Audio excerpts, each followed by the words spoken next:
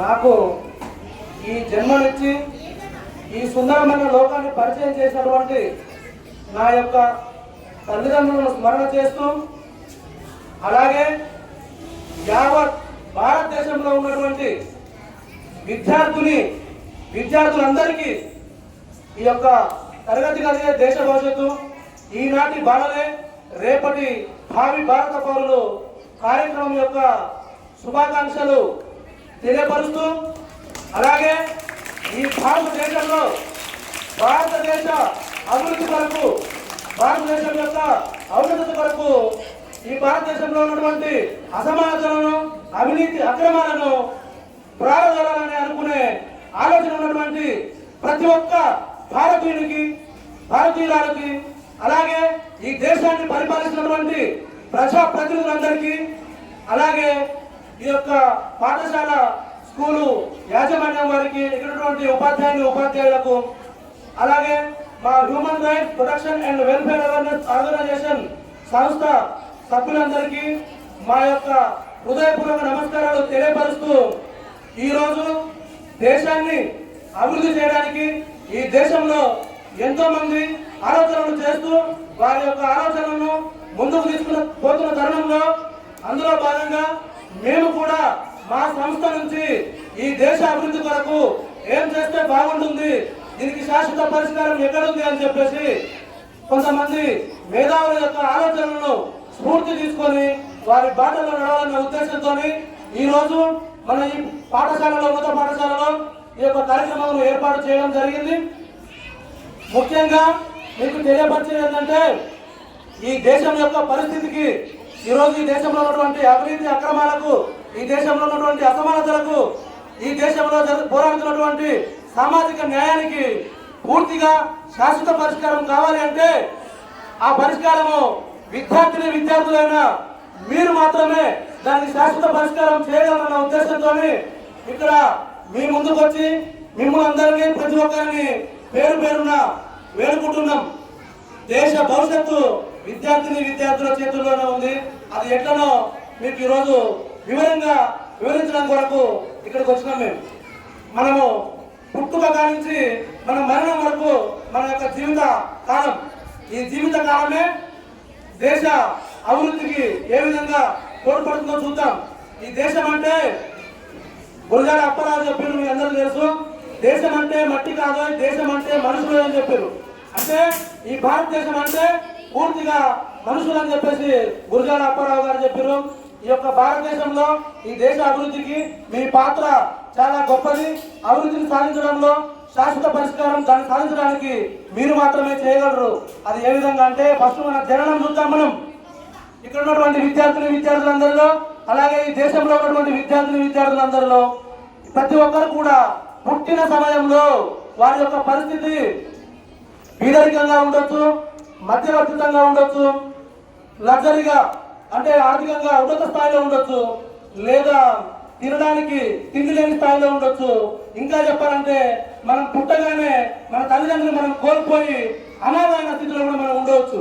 కానీ మన పుట్టుక ఏ సిచ్యువేషన్ లో ఉంది, మనం ఏ పరిస్థితుల్లో మనము ఈ భూమికి జన్మించడం అనేది పక్కన పెడితే, మన మరణం మాత్రం ఒక చరిత్రను సృష్టించాలని చెప్పి మనం వింటుంటాం.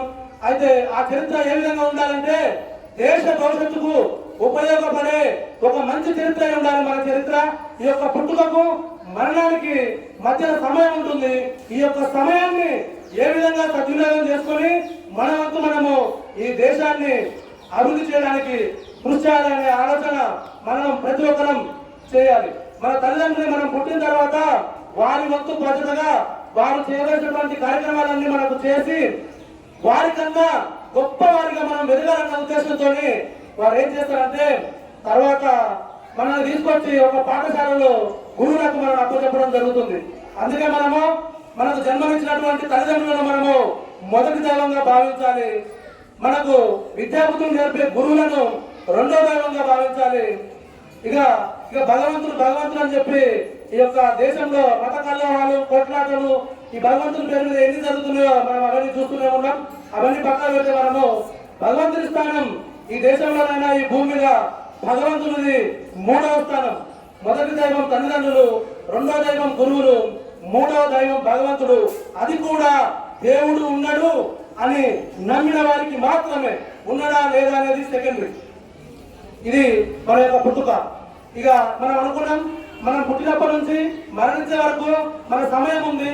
ఆ సమయాన్ని మనము సద్వినియోగం చేసుకొని ఈ దేశం యొక్క అభివృద్ధికి మనం ఏ విధంగా తోడ్పడాలని అనుకున్నాం. మనం సాధారణంగా ఫస్ట్ మనిషికి విద్య ఉంటుంది, ఓకే, చదువుకుంటాం. కానీ ఈ రోజుల్లో మనం చూస్తున్నాం, మన భారతదేశంలో చదువు ఉన్నటువంటి విద్యావంతులు ఎన్ని రకాల అవినీతి అక్రమాలకు పాల్పడుతున్నారు, ఎన్ని రకాల అత్యాచారాలకు పాల్పడుతున్నారు అనేది ఈరోజు మనం ప్రసార మాధ్యమాల ద్వారా మనం చూస్తున్నాం.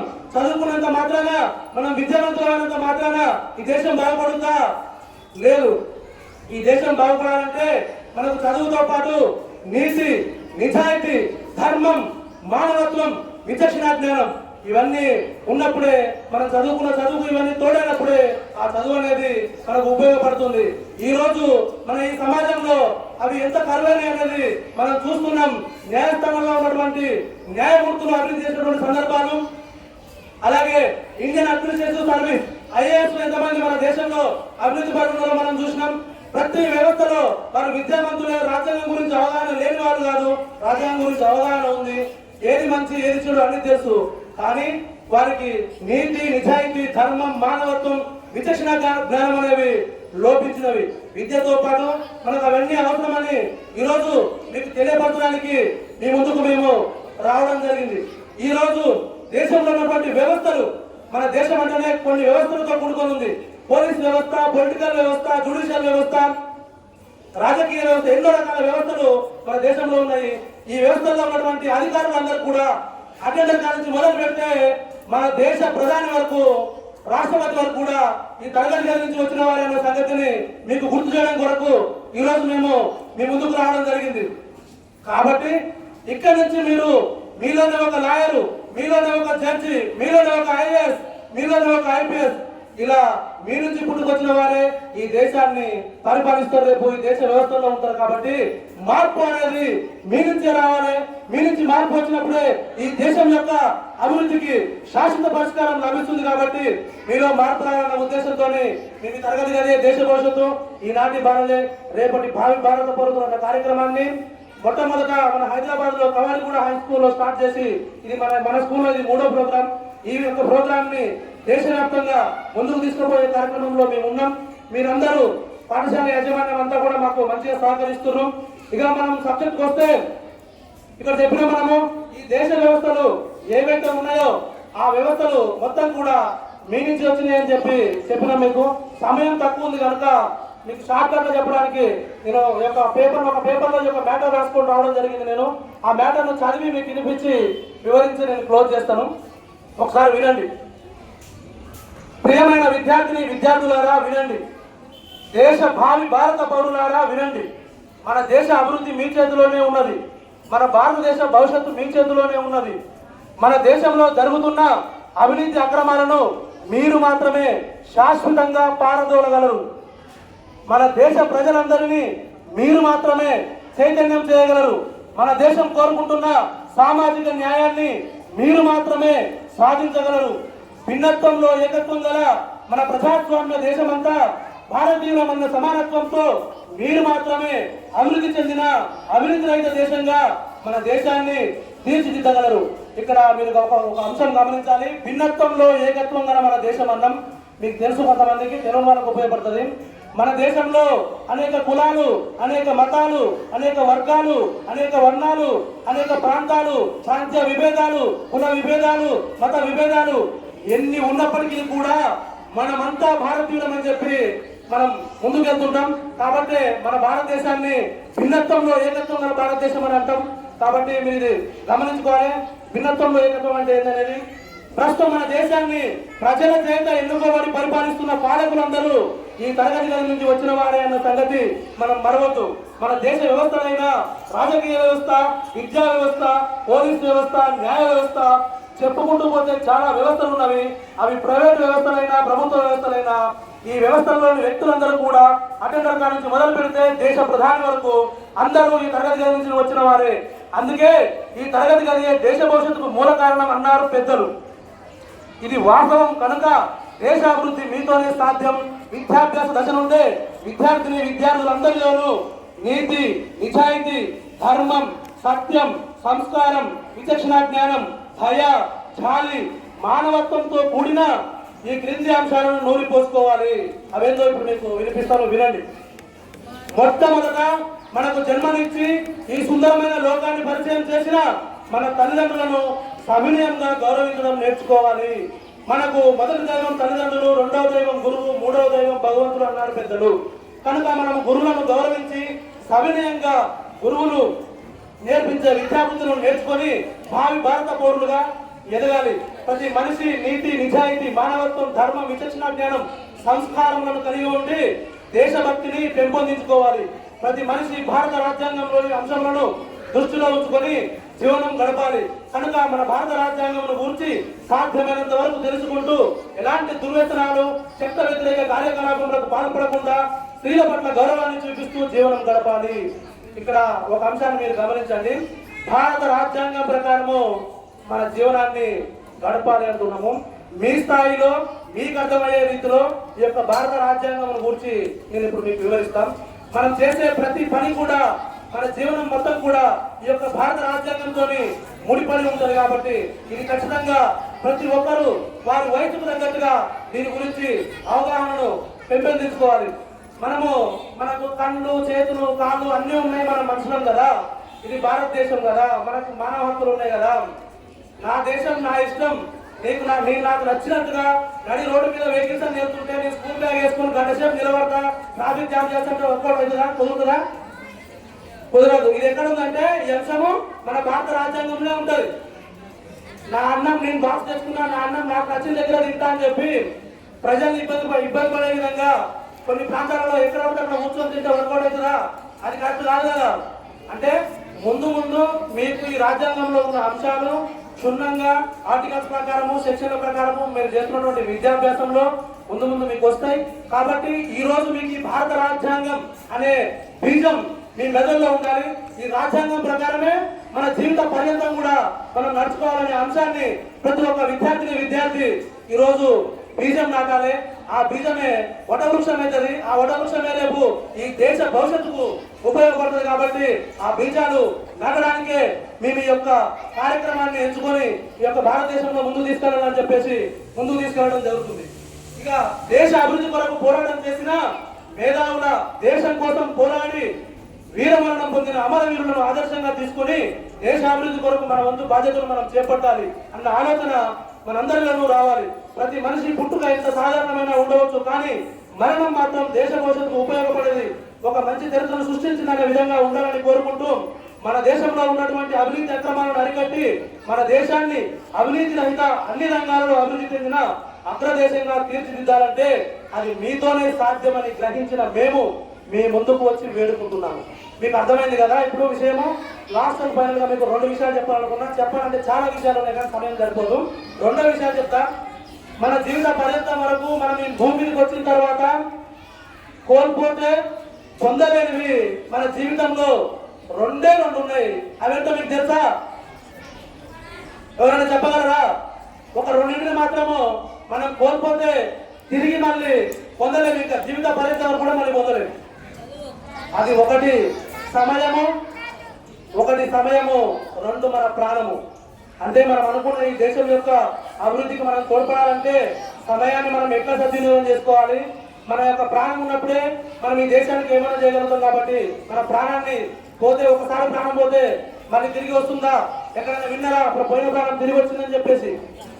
కాబట్టి సమయము, ప్రాణము మరలా తిరిగినాని కనుక ఈ 2 కాపాడుకోవడంలో మనం ముందంజ ఉండాలి.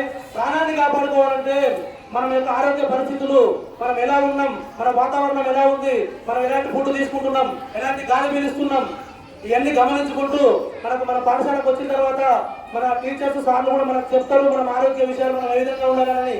వాటన్నింటిని మీరు బాగా విని అవి పాటించి మీ ప్రాణాన్ని కాపాడుకొని దృఢంగా మీరు ఉండాలి. అలాగే ఇక సమయం విషయానికి వస్తే అది కూడా అంతే. ఒక క్షణం, ఒక నిమిషం వెళ్ళిపోయిందంటే మళ్ళీ ఆ నిమిషం మన జీవితంలో తిరిగి రాదు. అది మనం ఎంత ప్రాధాన్యపడ్డా కూడా రాదు. ఇక అసలు దాన్ని తిరిగి పొందలేని ఇవి రెండే కనుక ఈ రెండింటిని కూడా సద్వినియోగం చేసుకోవాలి. కాబట్టి మీరందరూ ప్రతి ఒక్కరూ దేశ భవిష్యత్తుకు నా వంతుగా ఏం చేయాలి అనే ఆలోచనలో ఉండాలి. అలాగే మన యొక్క తల్లిదండ్రులు మనకు జన్మనిస్తే మన జన్మ ధన్యం అనుకోవాలి. ఆస్తులు అంతస్తుల గురించి మనం ఆలోచించొద్దు. ఎందుకంటే మనం వచ్చిన ఈ సుందరమైన లోకం యొక్క విలువను మనం వెలకట్టగలమా? వెలకట్టలేము. అనంతమైన విలువ, ఈ అనంతమైన ఉన్నటువంటి సంపదలో మన తల్లిదండ్రులు మనం ఉంచిన తర్వాత ఆ సంపదనే ఉంటున్నాం, అక్కడనే గాలి పీలుస్తున్నాం, అక్కడనే తిరుగుతున్నాం, అన్ని అక్కడనే చేస్తున్నాం. అక్కడే ఉండి అందులో నుంచి మనము ఏం తీసుకోలేమా? మన తెలుగును ఉపయోగించి మనం కష్టపడి ఈ దేశానికి ఉపయోగపడి అనే ఆలోచన ఉండాలి తప్ప నా తల్లిదండ్రులు నాకేమి ఇచ్చిర్రు, నాకేమి ఇవ్వలేదు, మా ఫ్రెండ్కు అన్ని అంత ఆస్తులు ఉన్నాయి, వాళ్ళ అమ్మ నాన్నని వాళ్ళకి ఇంత ఆస్తులు ఉన్నాయి, మాకు ఏమీ లేవు అని చెప్పి ఆశించొద్దు.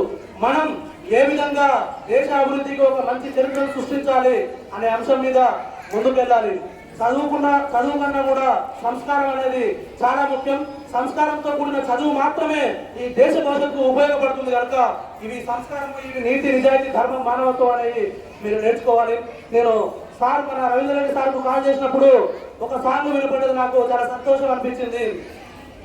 మాయమైపోతున్నదమ్మా మనిషన్నవాడు, మచ్చుకైనా లేడు చూడు మానవత్వం ఉన్నవాడు. ఇకరా మీకు నిత్యం పాఠ్య పుస్తకాలలో బోధన చేస్తున్నటువంటి మీ ముందున్నటువంటి మన సారు రవీంద్ర రెడ్డి గారు ఎలాంటి పాట పెట్టిందంటే నిజంగా ఈ రోజు సమాజంలో జరుగుతున్నటువంటి పరిస్థితి అదే. మానవత్వం అనేది మచ్చు కూడా ఎక్కడ కూడా కనబడట్లేదు అనేది మనం దృఢంగా బండ గురించి చెప్పొచ్చు. ఎవరో ఒక్కరు మానవత్వంతో ముందుకొచ్చి ఈ దేశాన్ని అభివృద్ధి చేద్దాం, ఈ దేశానికి ఏమైనా ఉపయోగపడదాం, అవినీతి భరతం పడదామని చెప్పి ముందుకు వెళ్తే వారికి అడ్డుకట్టలు పడుతున్నటువంటి సందర్భాలు, వారిని అరెస్టు చేసినటువంటి సందర్భాలు కారణం లేకుండా అలాంటి వారిని రాజ్యాంగంలో ఉన్నటువంటి లూప్ రైట్స్ ఉపయోగించి ప్రభుత్వాలు లోపల జైళ్లలో, పోలీస్ స్టేషన్లో పెట్టి హింసలు పెడుతున్నటువంటి సందర్భాలు మనం ఎన్నో చూస్తున్నాం. కనుక వాటి నుంచి మనం బయటపడాలంటే మార్పు అనేది మీ నుంచి రావాలి. మీ నుంచే రాజకీయ నాయకులు ఉంటారు, మీలోనే న్యాయ వ్యవస్థ ఉంటుంది, మీలోనే విద్యా వ్యవస్థ ఉంటుంది, ప్రతి ఒక్క వ్యవస్థ కూడా మీ నుంచే ఉంటుంది. కనుక మీలో మార్పు రావాలి. ఈ దేశ అభివృద్ధికి శాశ్వత పరిష్కారం మీరే చేయగలరు. ఇంకా చాలా చెప్పాలని ఉంది కానీ సమయం లేదు, చెప్పలేకపోతున్నా. ఈ అవకాశం ఇచ్చినందుకు ఇచ్చినటువంటి స్కూల్ యాజమాన్యం అందరికీ మరొకసారి ధన్యవాదాలు తెలియపరుస్తూ భారత్ మాతాకి, భారత్ మాతాకి, భారత్ మాతాకి. థ్యాంక్ యూ, ధన్యవాదాలు.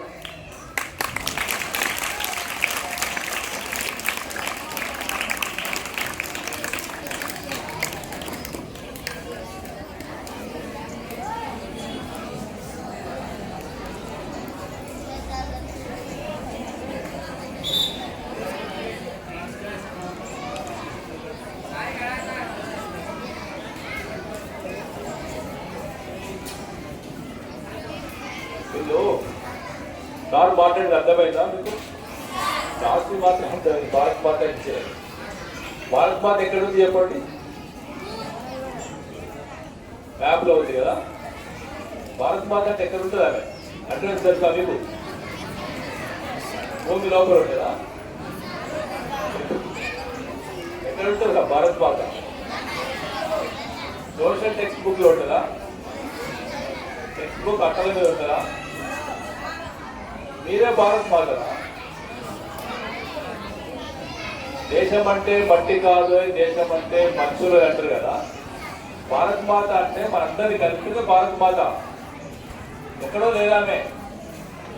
మన భరత భూమి, భారతదేశాన్ని మాతగా పూజిస్తాం. మరి అంటే తల్లిగా చూస్తాం దేశాన్ని. చూడమంటే అర్థమైంది ఆ తల్లి పిల్లలు అక్కడ మీరు పక్కనే కొట్లాడుతున్నారు. భారత్ మాతకి చేయంటారు, పక్క వాళ్ళతో కొట్లాడతారు.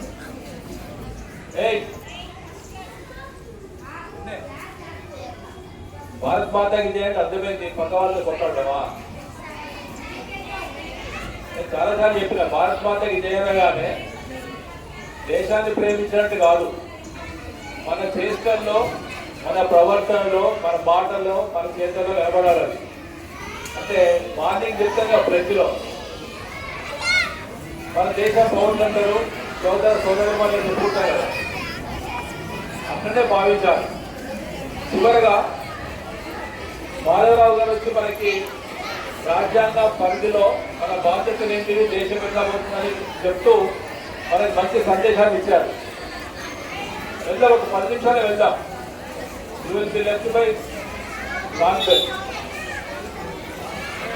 అయితే ఈ సందర్భంగా వాళ్ళు 4 క్లాసెస్కి 5 క్లాసెస్ 6 నుంచి 10 వరకు ఇద్దరిద్దరు స్టూడెంట్స్కి చిన్న చిన్న గిఫ్ట్స్ ఇస్తారట. ఫస్ట్ సెకండ్ అంట. మరి ఆ ఫస్ట్ సెకండ్ ఎవరో మీ క్లాస్ టీచర్స్కి చెప్పాలి. Class teacher kindly 2 names per class, selecting first and second in all the aspects. Academic అనుకోండి, బిహేవియర్ అనుకోండి, చూసి ఒక 2 నిమిషాల్లో పేర్లు ఇవ్వండి.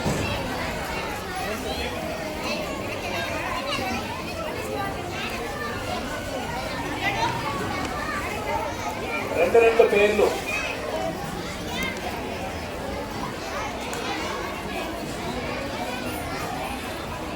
Two names per class. మీడియంలో వారే చూడకండి, క్లబ్ చేసి చూడండి.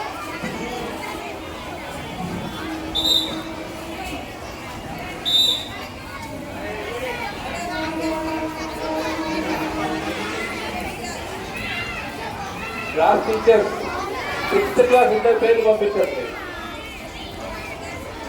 సుజిత టీచర్ 2 పేర్లు పంపండి. శేఖర్ కండక్ట్ చేయ పేరు. 7th క్లాస్ ప్రశాంతి టీచర్ ఎక్కడ ఉన్నారు? 2 names from 7th also. 8th class Kavitha teacher 2 పేర్లు. 9th class Nagamani teacher, Durga teacher కలిసి 2 పేర్లు. నాకు వాట్సాప్లో మెసేజ్లు పెట్టాడు. 10th క్లాస్ తెలుగు మీడియం రాలేదు కదా, వాళ్ళు పైన క్లాస్లో ఉన్నారు.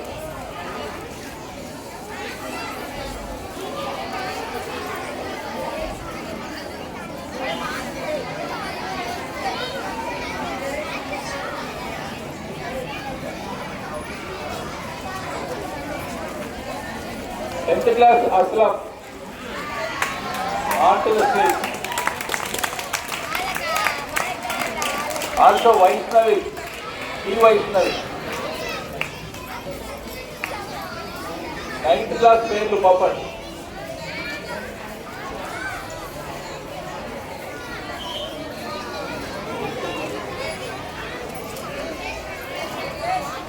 ఈసారి చూడండి.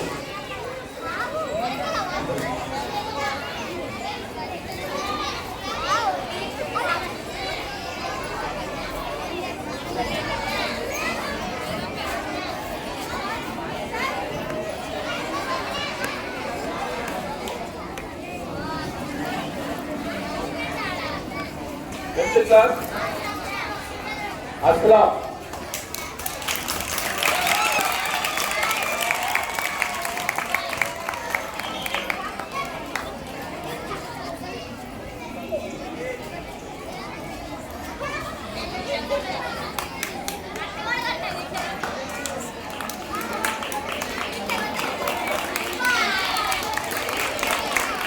I request the class teacher come on to dais and we can also conference onto the stage.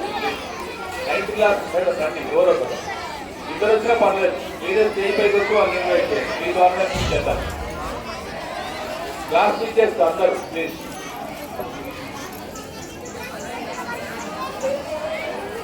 Next Vaishnavi.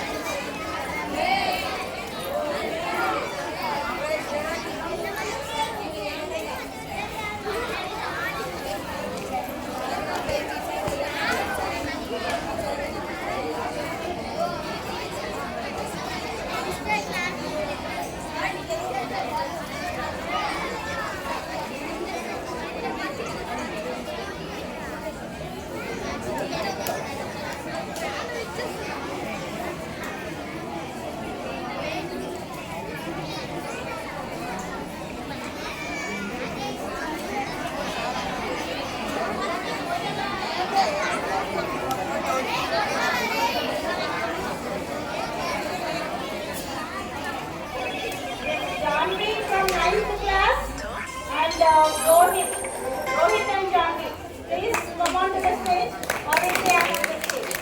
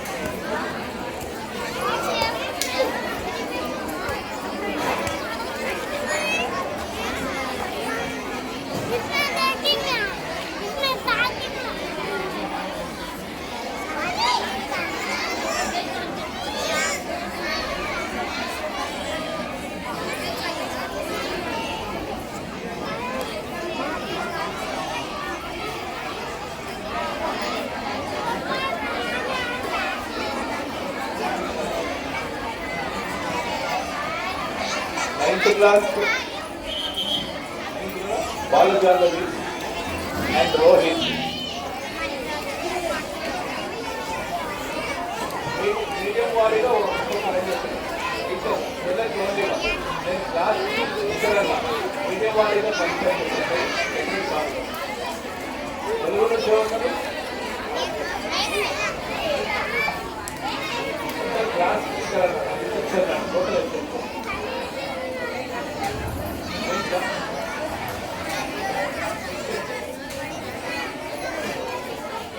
Next 8th class Telugu medium ఒకరు ఇంగ్లీష్లో Mahender from English medium 8th class Manasa from Telugu medium అన్నట్టే కదా వీళ్ళు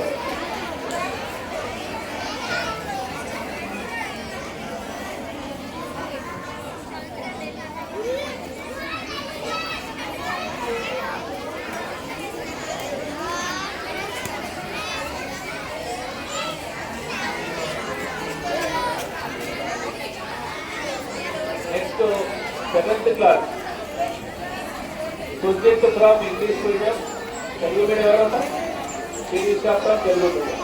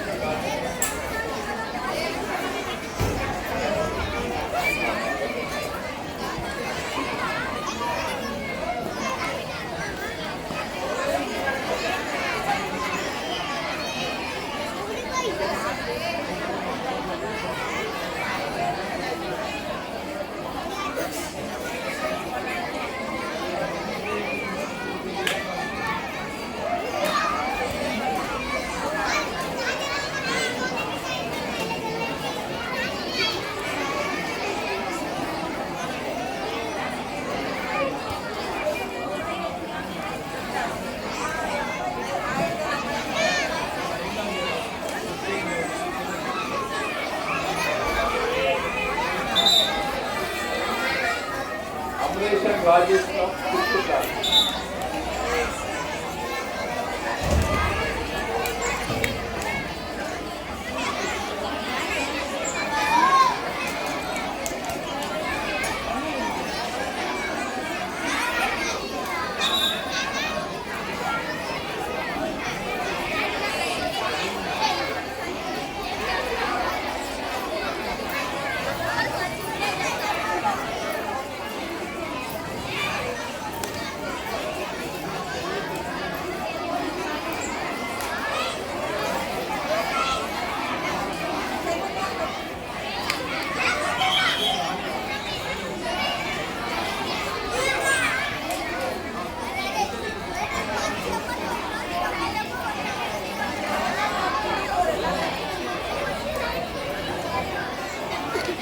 Anjali from 10th class, Ashwini from 10th class.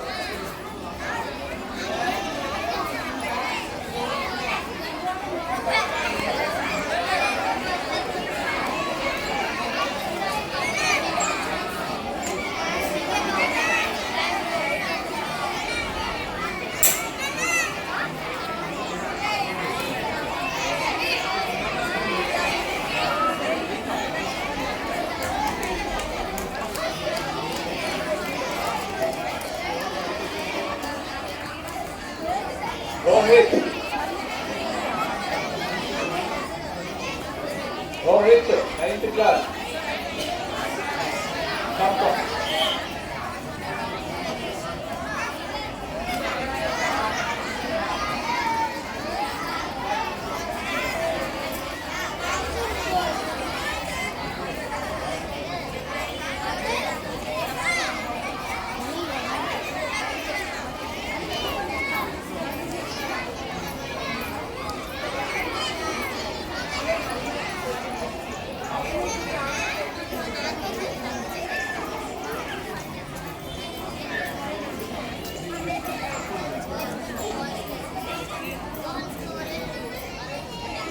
And Anusha from 10th class.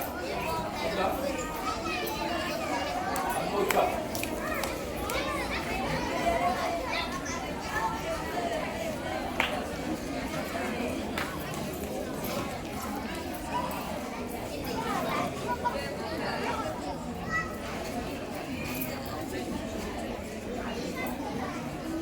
ఒక రెండు consultation చెప్పండి teacher. 8th ఒకటి 7th ఒకటి. ఒకటి 8th ఒకటి 7th. 9th అయిపోయింది రోజు.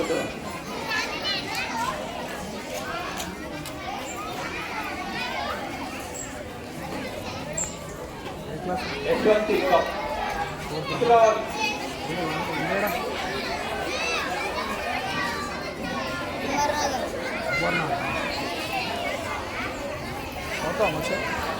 7th క్లాస్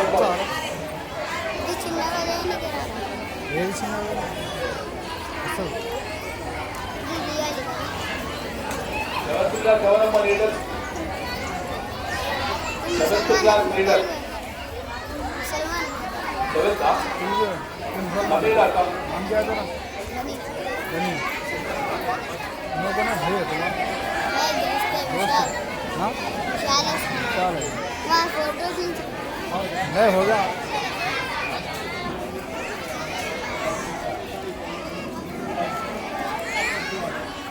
ये पूरा फोटो खींच के कैसे मेरे आपके यूट्यूब चैनल में लगा यूट्यूब में लगा रेडी ప్యాంప్లెట్స్ తీసుకోండి, మీరు చదవండి, మీ అన్నంతా చదివించండి ఒక్కరికి. And hereby we close the programme. I want to congratulate and express thanks from our school side. On behalf of our students and staff, I extend my cooperation in restoring the democratic rights, human rights, and also constitutional spirit in India. Thank you, Madhav Chari garu and the team. Thank you, Varadar.